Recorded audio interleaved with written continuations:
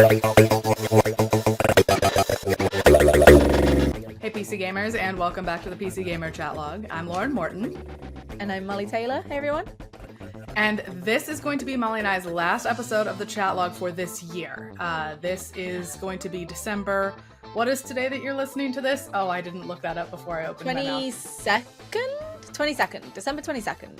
Sure, yeah. This is near the end of December. December 22nd? And... December 21st? Oh, we botched this. December 21st. Is that a Thursday? Yeah, that's a Thursday, baby. Hey, it's a Thursday near the end of December, and Molly and I and the rest of the PC Gamer team are about to be on a little bit of a break between the holidays, so we will be back with you in January. So January 11th? Yes. I believe. Yes, that will be the first episode back of the year. So we're just you taking have 2 weeks. Yeah, you'll only miss us for 2 weeks, and then we will be back to talk about 2024. Yes, which is either a great blessing or a great curse to you that we will be back. You can't get rid of us for too long. We will absolutely be back ASAP. Yeah. So before we get into talking about the year in review, we're kind of going to look back at the things that we talked about earlier in this year, the things that we were looking forward to or predicting, and whether or not things fell the way we thought they would. But before we get into that, Molly, what did you do last week? Yeah, not a whole lot. You know, we're very busy on the team at the minute. We've got a lot of stuff to do so that we can kind of enjoy our Christmases, like holiday plans. But I have been playing the Tekken 8 demo came out. Oh, okay. Which is like just a couple of characters, a couple of stages, like the first chapter of the story. If anyone read my preview on PCGamer.com, you will know that I've already played like the full version of the game, but I can't stop thinking about it. It's like rooted like a little like parasitic little what are they called in Baldur's Gate 3? Like a little the mind flayers. Yeah, like that. That is Tekken 8 is a mind flayer, and there is a fighting game tadpole in my brain right now. So I have been playing the demo. It just came out on PC today, as of today's episode. But I've been playing on PS5 because PS5 got it a week early because some reason, I guess. So that's all I've been really doing. Just enjoying a little bit of fighting game goodness before the holiday season is here. What about you? So I went back and started playing more Roots of Pacha last week. Oh, on the site last week, or it's today as we're talking and recording, but as you all are listening, it will have been last week. I posted a list of like the 4 cozy games from this year that I played that you shouldn't miss. As we know, I've been on a bit of a tear. It was my personality this year. And so after compiling that list and putting Roots of Pacha on the list, I was like, you know what? I want to go back and play some Roots of Pacha, the Stone Age, ancient history, Stardew Valley alike game where you're like discovering crops and like taming animals. I just found like a white colored with like patterns in its fur boar out in the forest, and now that's my new mount that I'm riding around town. Love it. Still trying to get wifed up. That's taken a minute. I've only found one thing that she likes, and she hates everything else I've given her, unfortunately. So that's been a through line for like several of the NPCs in Roots of Pacha. Like there's a couple ones that have been really difficult. Like 1 or 2 I've narrowed down. It does tell you in the interface like gifts that you've given them and whether they like love them, like are neutral or dislike them. And there's been a couple that I found out what they love just by accident, and several though that everything I give them is just neutral on everything. Like, what do you like? What do you want? So yeah, just toiling away in Roots of Pacha. I still haven't unlocked irrigation yet either, which I really want because I'm tired of throwing my bucket and watering all my crops by hand. I really want to irrigate things. I want that tech tree. I need to invent technology. This effort. So you've been playing a lot of Roots of Pacha this year. I feel like that's been like a big game for you this year. It was, especially when it came out, because it has co-op, and I was looking at my hours on it. I have like 40 hours in Roots of Pacha, and I haven't made it through the first year yet because of that effect that Lauren has, where Lauren plays the game with her group of friends on one save Mhm. file and then has a personal save file. So I have not made it to year 2 in either of those because I've been playing them separately. But I think I'll probably doing a decent amount of that, like on break as well. I think that's probably going to be my like kick back and chill thing. In years past, I spent a lot of time playing Hitman over break. I think it's going to be Pacha this year, probably, though. That's my expectation. Hell yeah.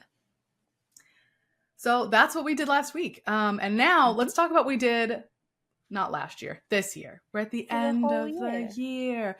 And like as a caveat, Molly, because I know some of the notes we've taken about Game of the Year, this episode precedes it's still the middle of our Game of the Year awards right now.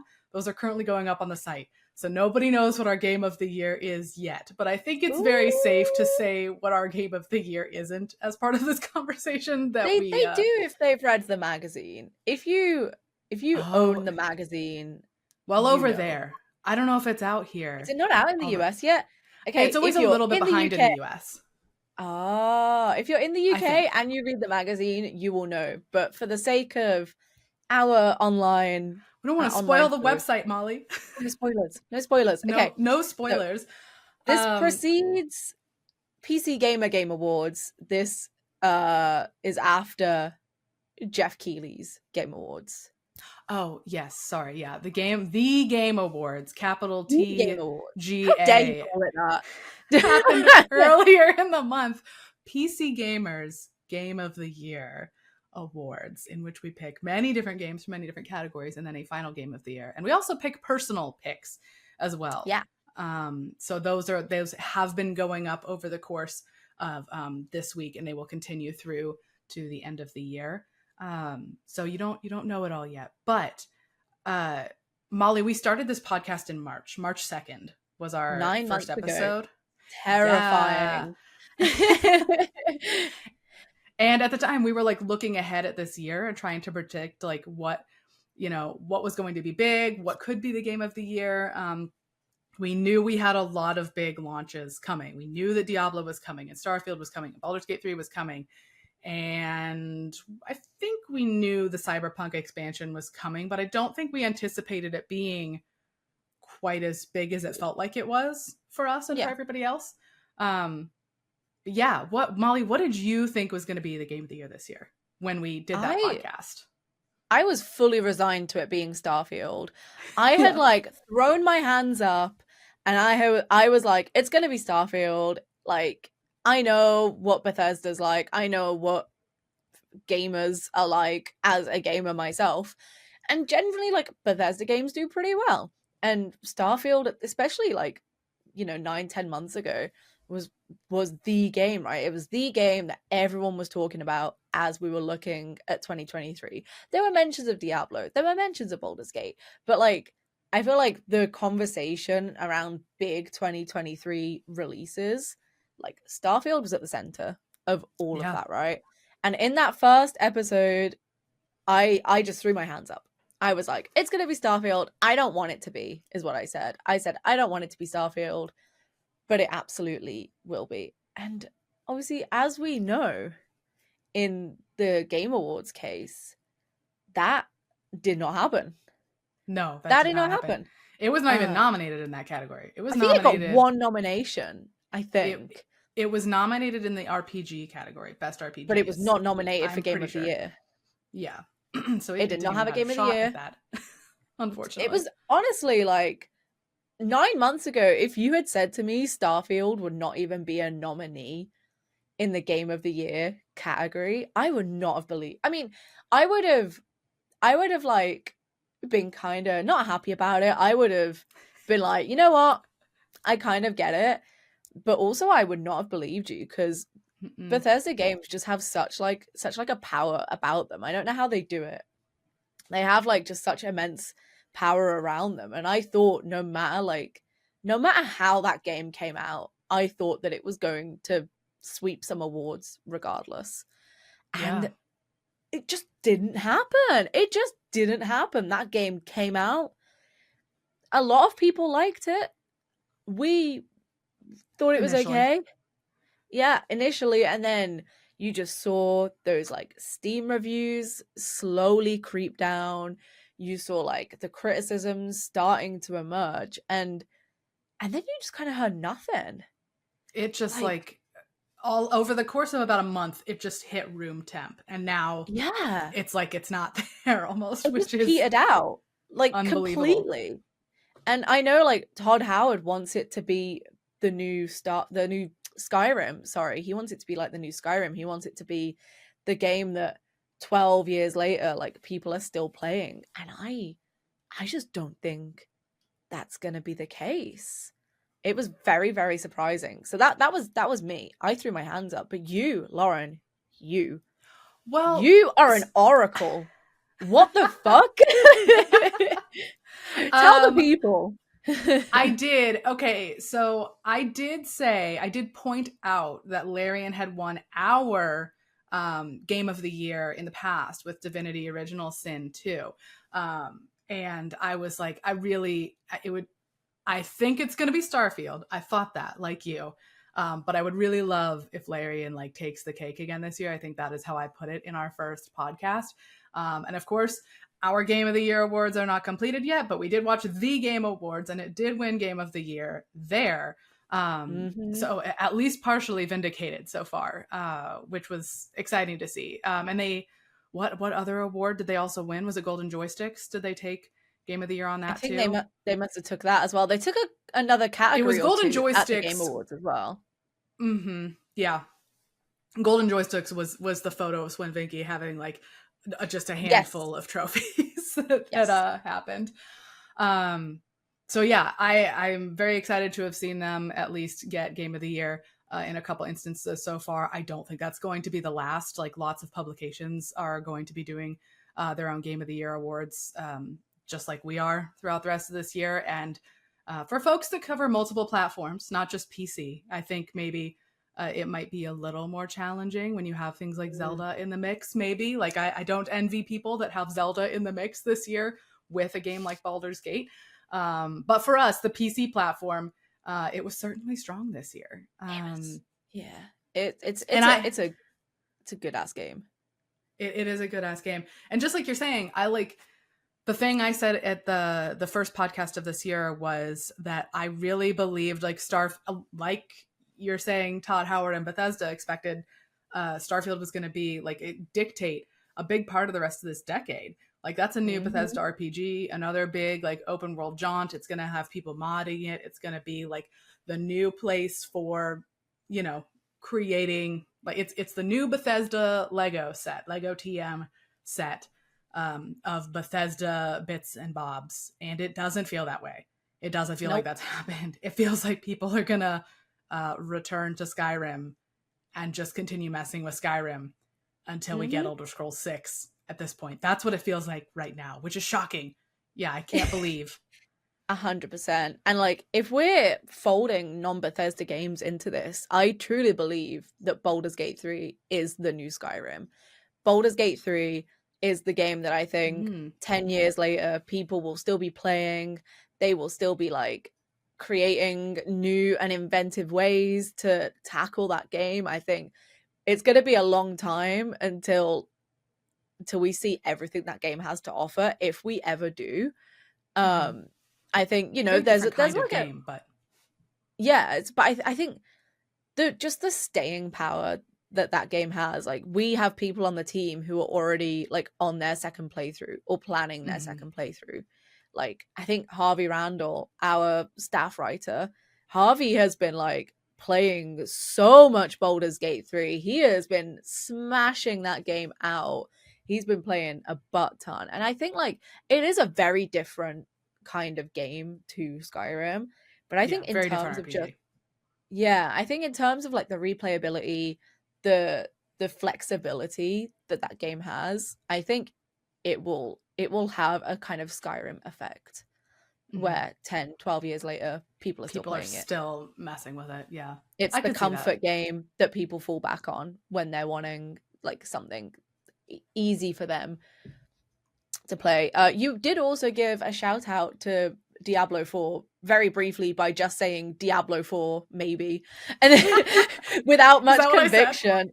Yeah, without a whole lot of conviction, which I feel like is another heavy hitter that has sort of kind of just been bubbling along, doing its thing in the background. I don't think nearly as much of a disappointment for people who were excited for it as Starfield was. I know our brand manager Tim Clark came in maybe about a month late on Diablo and is really enjoying it. I think still to this point, I think Tyler Kolb, another one of our associate editors, probably still playing at least a little bit of Diablo. So the people that enjoy those things are still enjoying it. I was expecting it to take over more of my time as a person who is susceptible to a live service game and to the loot grind and to online games. And maybe if this weren't my job, it would have. But because this is my job and we had such a demanding year and Baldur's Gate 3 came in the month afterwards, I sort of did not return to Diablo, but it might have been a different story. If, I weren't we weren't constantly shifting focus to the next big thing these for the year. Big heavy. I think Diablo 4 came out, and I think a week or two after that, we were in the throes of reviewing Baldur's Gate 3. It was so close that that gap between Diablo to Baldur's Gate to Starfield. There was from even just from a gamer perspective as well, from just someone who plays, not even someone who works in this industry. It was just bam, huge game. Oh, you had a few weeks with that, bam, have this other huge game. Oh, you like that? Well, bam, here's another huge game. And it was just it's being beaten down by all these massive heavy hitters. It's fucking hell. We had some stuff at the beginning of the year, but January, February, March just feels like a blur. It feels like an absolute blur. And then May, June, it was just an avalanche. It was just an absolute avalanche of all of these games, both within PC and outside of the realms of PC gaming as well, Spider-Man 2, and I think Tears of the Kingdom came out in May. Potentially. I had various friends and relatives who are not as plugged into this industry asking me hey, how are you doing? How's work and whatnot throughout the summer? And I took to telling them that 3 of the biggest games of this decade came out back to back to back this summer, just right on top of each other. And as we've said, maybe Starfield doesn't fit that bill at this point, but while we were in the middle of it and knowing what was going to be our focus for the year, I was just 3 of the biggest things that are going to happen this decade in gaming. Not GTA 6. We now know GTA 6 is coming in a couple years, but other than that, 3 huge things: a new Bethesda RPG, a Baldur's Gate 3, a new Diablo game. As far as RPGs go, I mean, Counter-Strike 2 was over the summer, and that's not a thing that I'm heavily invested in personally. That's other members of our team, but next year cannot possibly be like this. That it just can't. It can't possibly be like this next year. Honestly, I think we're hoping for some more underdogs, indie hits, weird cult hit stuff coming back. And you wanted that this year, Molly. You at the beginning of the year podcast, you said, I really want another Valheim effect. And I don't think that happened as far as snatching the Game of the Year crown in the way that Valheim did in its year for us. But we did get some nice underdog things this year, right? Yeah, we got some nice smaller games that perhaps we weren't expecting to pop off. I've been a huge fan of Dredge, and that did quite well. That got an expansion that has done quite well for itself. Dave the Diver was the big one though, right? Dave the Diver. Dave the Diver just came out of absolutely nowhere. I remember Chris Livingston, who's been on this podcast before, he was playing it and he was I remember his it was a holy shit moment for him. I think he played a couple of hours and he came into our work chat and he was this game is really fucking good. Like, I just remember him being like, oh my God, this game is amazing. And it really was. I have not played as much as I would have liked to, but it is so endearing. It's so like fun to play. It's got so much charm to it. And it's like just an old, just a cool little middle-aged dude who fucking catches fish and then runs a sushi restaurant or helps run a sushi restaurant and sings karaoke sometimes, or like, no, it's the glow sticks at the concert. He does like the little like glow sticks like, he is just adorable. Like a man named Dave, a middle-aged man named Just Dave Dave. popping off in 2023. You love to see it. It was a really, really nice game. And I'm glad that happened. That was like in the midst of Diablo 4 as well. It was like around Diablo 4 time, if I remember correctly. It might have been Was it just also before. during the summer? Yeah. I think that I don't also might have know. been a summer special. I don't remember. Bless Chris for finding time for it then. Holy yeah. Because that game is amazing. But yeah, we didn't quite have like a Valheim type game that came along and was like knocking loads of like, award shows, like sweeping them. I do think like while Baldur's Gate 3 wasn't an underdog, I think it has done exceptionally better in awards, like awards wise, than we could have ever expected as well. Like, Yeah. I'm trying to think at the Game Awards. It obviously won Game of the Year. I think it won Best Multiplayer as well. It I definitely won think it Best did. RPG. Neil Newbon, known for voicing Astarion in that game, also a fellow Birmingham boy like myself. I too am a Birmingham boy. He won Best Performance, which was totally well deserved. He has been like so ingrained in the community as well. He has been like, you could tell he's just been having the time of his life. So I think how well it's done was just unprecedented, but very cool. Yeah, I'm now, because I couldn't remember off the top of my head, I'm looking up the actual winners from the Game Awards, and From the Game Awards. it did take Best Multiplayer, it took Best RPG, which is the category, yes, that Starfield got nominated in. It took Best Community Support. Oh wow, Um, yeah. yeah, Neil Newbin got Best Performance. It did not win Best Score. That went to Tears of the Kingdom. Uh, or Best Narrative, which went to Alan Wake 2. Or Game Direction, which went to Alan Wake 2. But then it got Player's Voice, which is like the more heavily weighted towards like community vote, right? And then it took Game of the Year as well in the Game Awards. Capital TGA.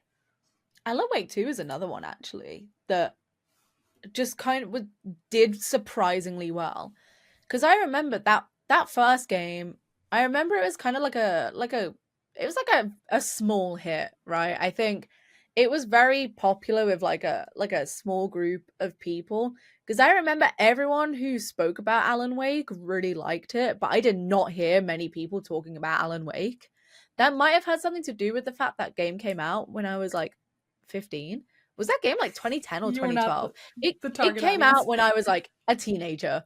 But I remember that game kind of like, it had its fans, but it didn't have like, it wasn't like huge from what I can recall. Maybe the experience was different.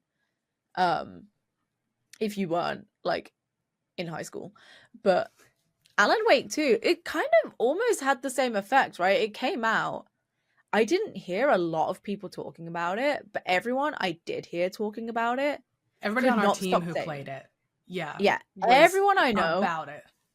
everyone I know who played that game has said it's incredible. And I think even, I forget who it was from Larian who said that if they were happy to have lost Best Narrative to Alan Wake, I think they said like, if we could have lost that award to anyone, like we're just really glad it was to Alan Wake because that was a really good game. I forget, I'm pretty sure someone at Larian tweeted that. Yeah, that was another game that did like very well, like critically. Which perhaps was a surprise. Lots of Yeah. nice little surprises this year. Another thing we talked about during the first episode of the year was the games that we were personally anticipating the most for this year. Molly, what did you pick, and did you play it? I picked Street Fighter 6. Mm-hmm. I did play it. I reviewed it for the site as well. Admittedly, once I reviewed it and that game came out, I did not play a lot of it. I had this issue where, like, I could not find a character that I like gelled well enough with to want to continue putting a lot of time into that game, which I am not the only one in my friend group that had that issue. I have got like other friends that I think even my boyfriend had that same issue as well, where like no characters were kind of, you know, it's how do I put it for people that like don't play fighting games? It's kind of like you have to like try on a bunch of shoes, right? It's like, say you want to go hiking or running or something, and like you run in like your Converse and they like fucking suck, right? They feel horrible, you're not running great, and then you like finally find like the perfect pair of shoes, and it's like it like complements you in every way, right? It complements the way that you run, it complements like the shape of your feet. That's kind of what picking a fighting game character is like. That was a terrible comparison. No, that was so deep, Molly. Dang. That imagery. It's that like you write for a living. Listen, analogies, comparisons, not my forte. But it's very much I like, loved it. I thought it was very evocative. Thank you. Thank you. But it's you know, it's not just a matter of picking a character and immediately clicking with them. Sometimes you have to shop around a little bit, and I was doing that with Street Fighter 6, and I could never just find one that felt totally right.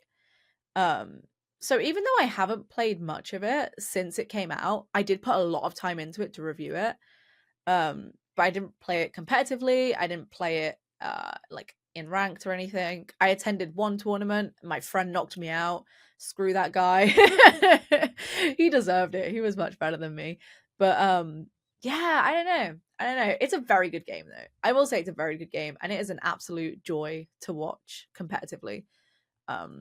As well. Great game to watch. I'm just like, I've not been playing much, to be honest. There's a lot of series loyalty in fighting games, right? Because you're a Tekken player. Like, you're a Tekken player. Yeah, I'm a Tekken player, and like Tekken and Street Fighter play very differently. They're like two sides of the same coin kind of thing, almost. Like Tekken 3 is obviously 3D. And I saw like a joke tweet the other day that was like, Tekken players don't play any other fighting games, and I'm like, yeah. I try, but because I'm a 3D queen forever, and there's not much in the way of that, so yeah. Oh well. I think it might be kind of the same situation for your most anticipated game as well, right? Because I don't remember you talking about this game. No, did you even play it? Worse, Molly. I didn't play it. My most anticipated game was Like a Dragon Ishin, the like remake of the like historical spin-off Yakuza game. Yeah. I did not play that. One of our longtime contributors, Dominic Terrison, reviewed it for us. And then I also did not play Like a Dragon Gaiden that came out later in the year. Our own Phil Savage, I believe, is the one who reviewed that for us. Yes. They both reviewed pretty well. I don't know. My whole brain was just dedicated to like the big things of this year.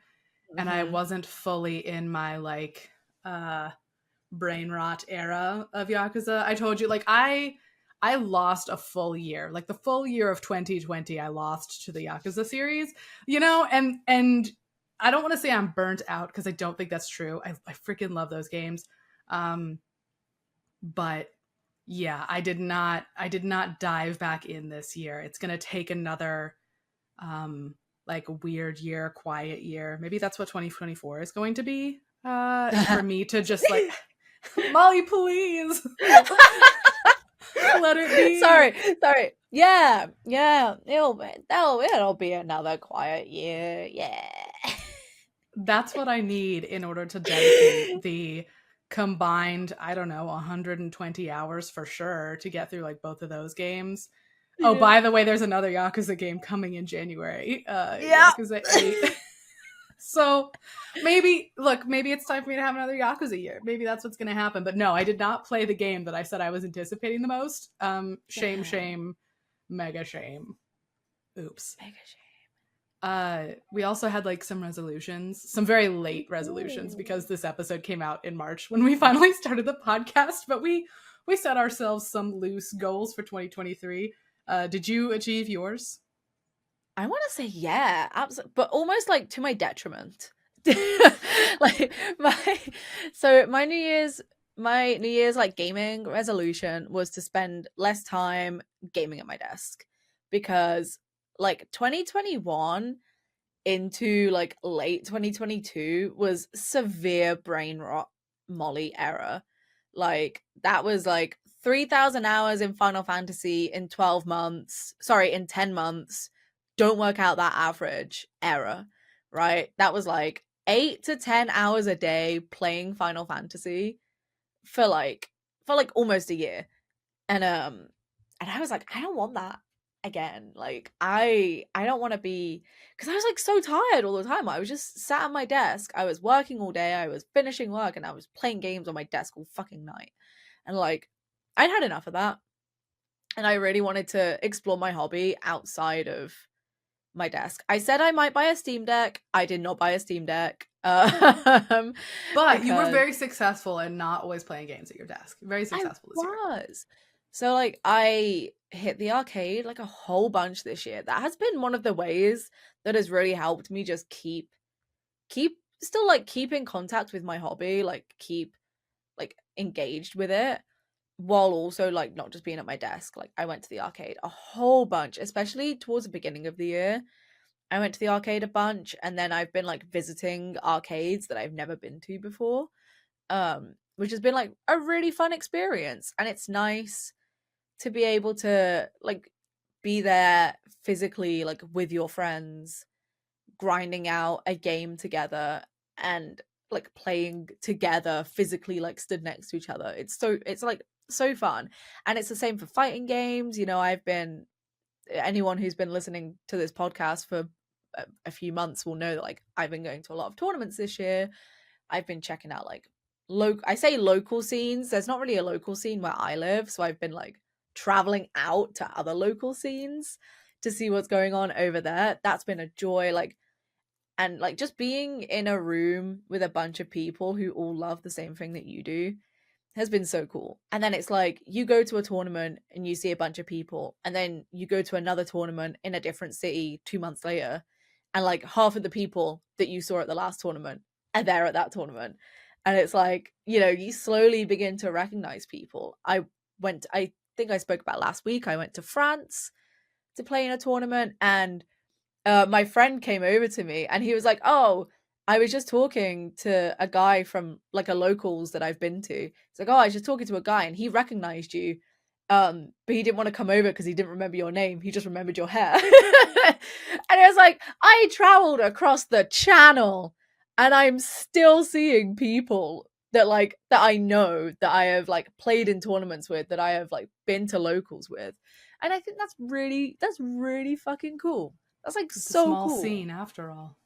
It's a small scene, and it's like so nice as well that people can just be like, oh hey, like I recognize you from like this last tournament like a few months ago. And I don't know, I still enjoy slobbing out in my PJs on Discord, like playing something on one screen, watching a friend stream on the other. Like I still love that. It's still very much something that I need. But being able to go out, touch grass, and still enjoy the thing that I love it's been really nice. It's been really good. So I'm glad that I did that. But also I did not play a lot of PC games this year. So I think I need to find the balance a little bit more. Sorry everyone. Yeah, I did not play. PCgamer.com. Yeah, sorry PCgamer.com for not playing that many PC games this year. Yeah, I really let the side down. So I need to, that's why I said to my detriment. I need to do more of actual of the thing that, you know, helps me do my job. That's the one. Yeah, that was That's what I did. And I'm feeling pretty good about it. Like 9 months down the line.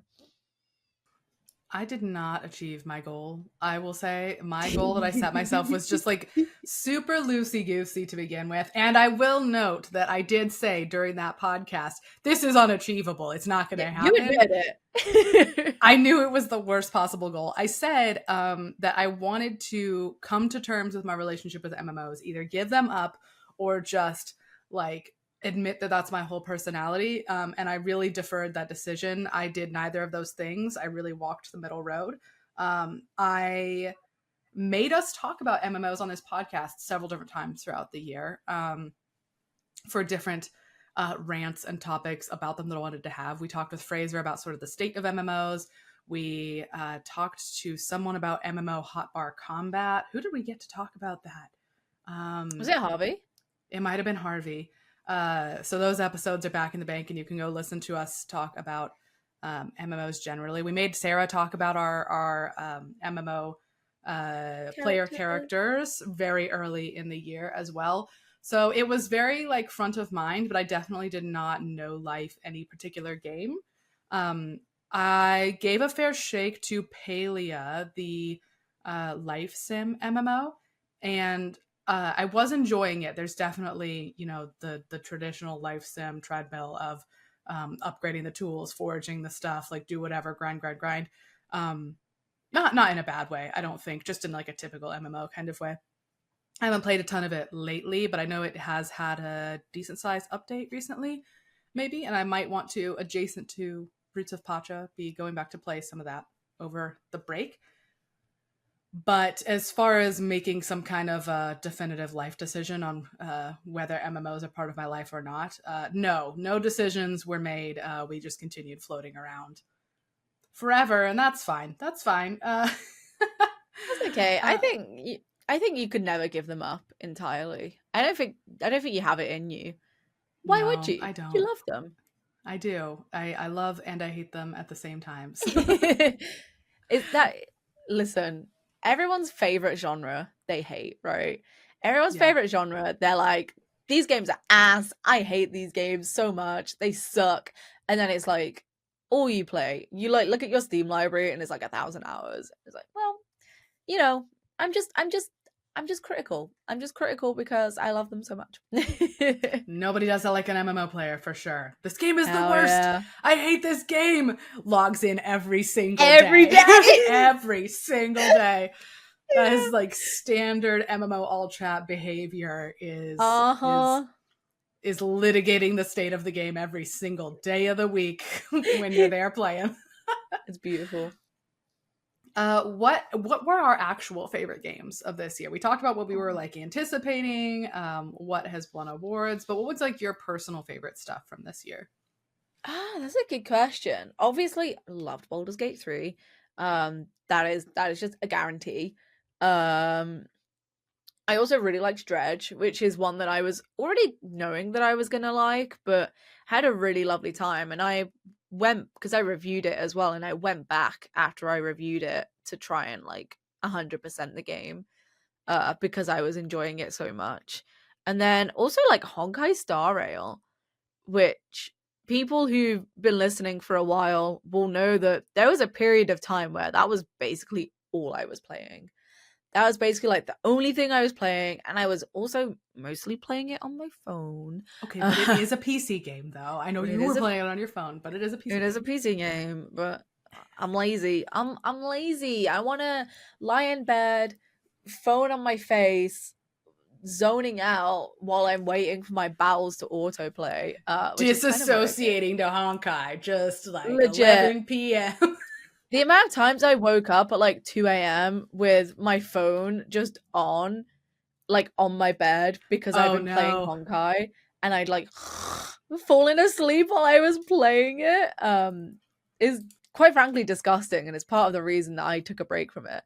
But that is probably like my big game of the year was Honkai Star Rail. I played the shit out of that game. Great game.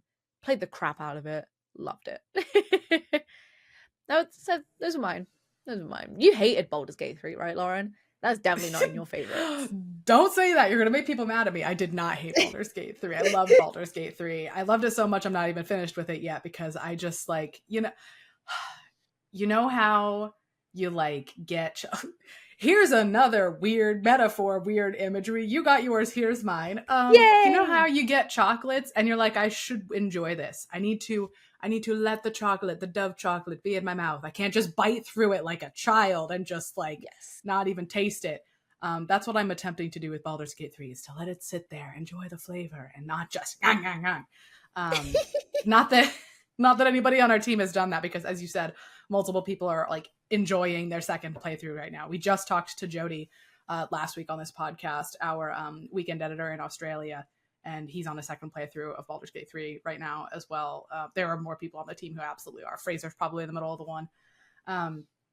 Loved Baldur's Gate 3. I think what I loved about it, maybe not most, but I have like alluded to this as we've talked about it throughout the year, is that I love that it's been a place for the Dragon Age folks to go.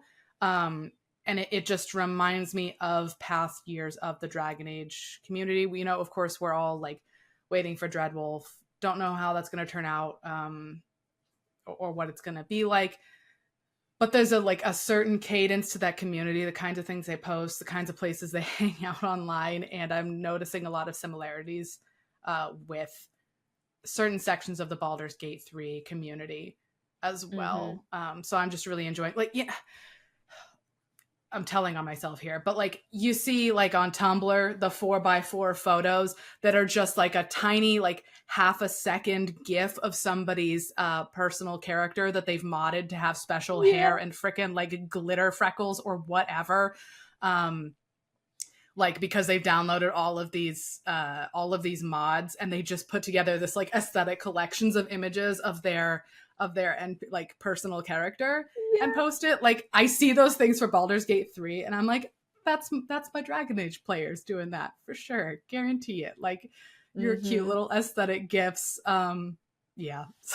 I love that this year.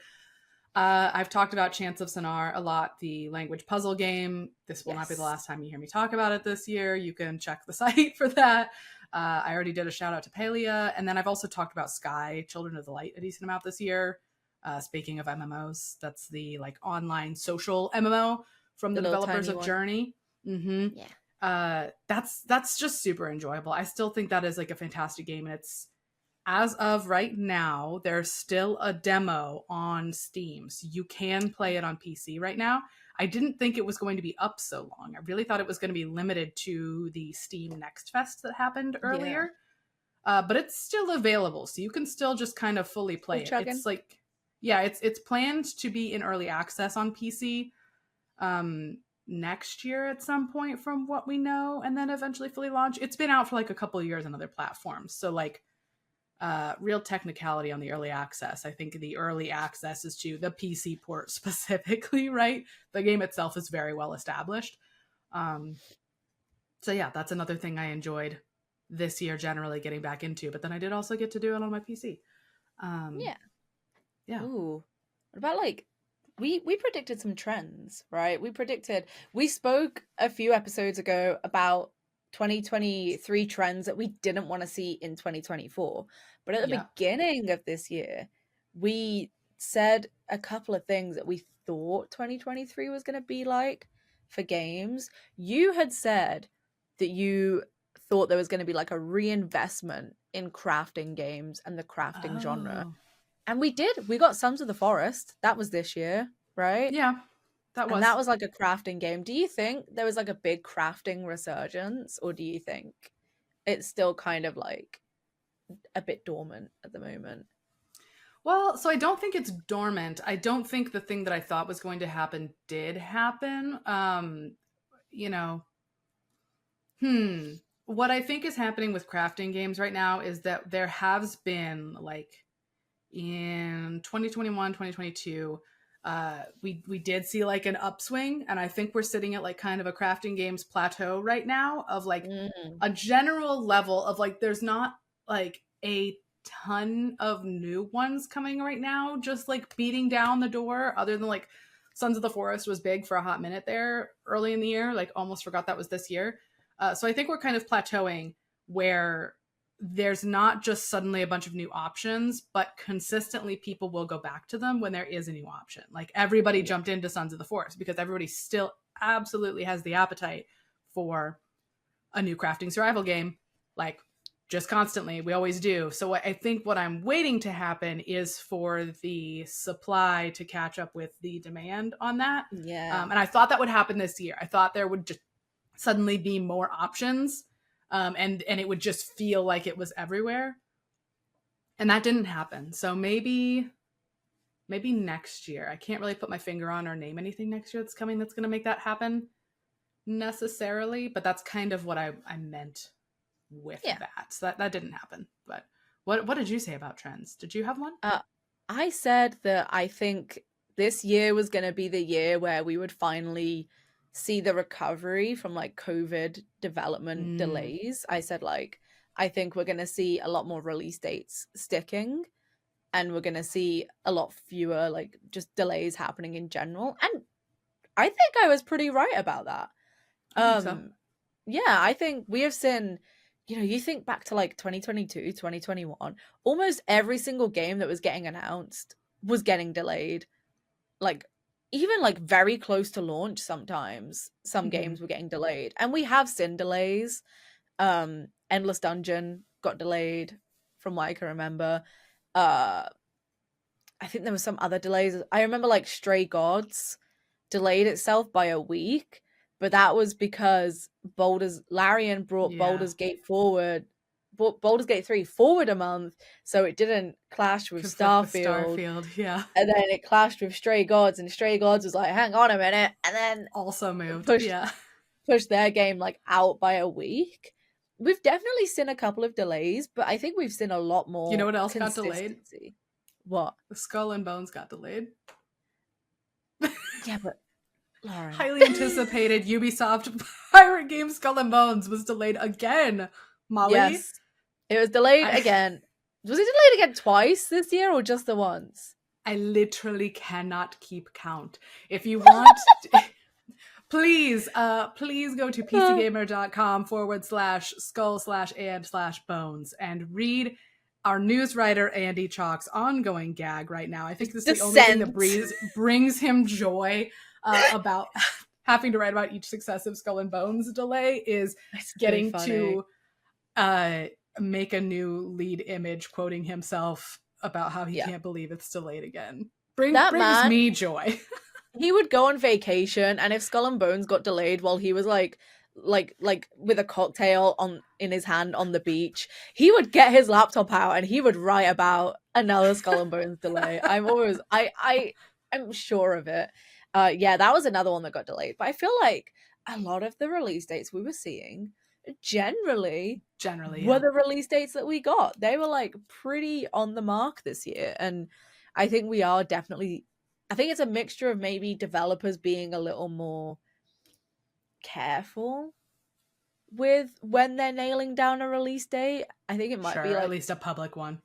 Yeah, I think it might be partly that, and I think it's also that we're, developers are a lot more comfortable with hybrid development now. We're kind of kind of out of that COVID delay at this point. So I think I was pretty right about that. Yeah, I think I was pretty on the money. Yeah, I'd say so. Other things that happened this year, kind of rapid fire, that we've talked about like in other episodes. So you can look at the site or past episodes of Chatlog to hear us talk in depth about like certain ones of these things. Like there have been a lot of layoffs in the game industry this year, both in development and also in media. So on our side. We talked about that a couple weeks ago with Robin during the podcast as we were talking about trends. It sucks. We don't want to gloss over it like super quickly right now. Just know that we know it sucks. There's a longer conversation about that. There is a much longer conversation about that about 2 episodes ago about how much it has sucked to see this year, and it really has sucked to see. That has been my least favorite part of video gaming in 2023, quite frankly. Worst trend. Let's not do that in 2024. I have trend. A lot of hope that we have a lot of control over whether or not that happens, but if anybody wants our opinion on it, we should stop doing that. Yeah. It's a real bummer. Yeah. E3 is officially dead. Officially dead. Officially We dead. we did a reaction, you and me and Tyler Wilde, our executive editor in the US, talking about when E3 was canceled for this year and reacting to that because it was not the first time it had been canceled post COVID. Um, and we weren't sure if they were going to come back in 2024 and make it happen at that time when we had that conversation that you can go back and listen to. But we know now, as of very recently, it's not coming back. Nope, it's done. It's gone. It's done. It's a real shame. It sucks. It was kind of the writing was on the wall, I think, but it's still Sure, for a been. couple of years. It still sucked to see. Like it doesn't feel good to see such a legacy event and something that was like such a cornerstone of the industry for so long, kind of shrivel and die. Yeah. And yeah, don't let the Game Awards be the default replacement. Don't let Summer Game Fest be the default replacement. Be ambitious. Have dreams. I'm only slightly bitter. I'm slightly bitter, but maybe it's a good opportunity for more creative, cool, fun expos to kind of start popping up all over the place. Maybe copium. But yeah, E3 is Doing your dead, best. but in death there is life, and that life is GTA 6 existing. Reveal trailer, pretty cool, very very cool. Tom Petty is now he's skyrocketed on Spotify because of his song in the trailer. Everyone knows about this. My PT was talking to me about GTA 6. He's like, "Oh, GTA 6 is coming out in 2025." And I'm like, "Yep." But my waxing lady was like, "Oh, GTA 6 is coming out." And I'm like, "Yep." Everyone and their dog knows about GTA 6. It's fucking huge. It's blown up. It's got like millions of views on YouTube. Exciting. Mm-hmm. I'm excited. What is it about healthcare appointments and like saying you work in games media and the thing they name is Grand Theft Auto? That's also happened to me in a compromising position during a medical appointment. Hello? I'm so glad that the general public is going to have GTA 6 now. I'm glad for us, but man, I'm going to have things to talk to my various healthcare providers about again. How Thanks, is that Rockstar. not an original experience? That nothing in this life is an original experience. Shout out to anybody who's been in a compromising position with a medical professional, not or an appropriate position with a medical professional. You know what I mean. Anyway, has that happened to anyone else, or is it just me and Molly? Yeah, GTA 6 officially revealed. Tell your gynecologists. Tell your waxing ladies. Tell your doctors during your colonoscopy. You'll have a great conversation about it. There were leaks. Shut down. Oh, go ahead. Yeah, Stadia. What were you gonna say? No, that's it. GTA 6. We're gonna talk about GTA that plenty 6. In the future. We don't need to talk about it more now. Everybody knows. Everyone knows. Yeah. Stadia shut down, which I forgot about. That happened right at the beginning of the year. That happened like mid-January. That like officially went away. Bunch of people got their refunds. Like I think they refunded everyone for everything they owned. There was some like transition period issues, I think, with some people. Like there was that Red Dead player who had played like thousands of hours on Stadia. Yeah, like, and he was like gonna lose all his stuff, and then I think like Rockstar like helped him get a migration thing. Yeah, get all like his shit over to the only version that exists now. Yeah, that was like a little bit of a hoo-ha for a second, like when that shut down. I think, yeah, a hoo-ha is a perfect way to describe it. That was like that again. I think that was kind of a writing on the wall thing for Stadia. For sure. I think a lot of Stadia fans would disagree, but it was kind of like, I think a lot of people saw it coming, but it was still kind of sad when it happened. And I know a lot of Stadia fans were kind of gutted about it, which understandable. Yeah. You mentioned Activision Blizzard and Microsoft that saga completed. I mean, I don't think it's really complete. We're still going to see like the effects of Microsoft acquiring Activision Blizzard for a while yet.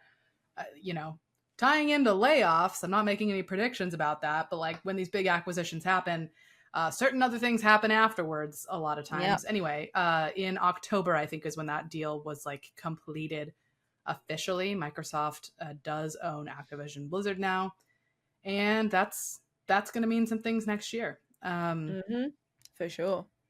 Another thing that happened this year was Twitter got really weird, and that's not gaming specific, but it's where a lot of gaming communities, like there's a few different places where your gaming friends hang out and share information, right? You got Discord, and that's one particular kind of hangout spot. You do a certain, like, that is group chat behavior. But then a lot of people are on Twitter too, sharing news, sharing screenshots, sharing whatever. Like a lot of gaming community stuff happened on Twitter, which is now called X, which was part of the weird couple months that we've had with Twitter, among like other just strange changes. It doesn't feel like it felt before. It feels really strange there now. It feels a little more hostile. I don't really like the vibes Twitter gives right now. Yeah.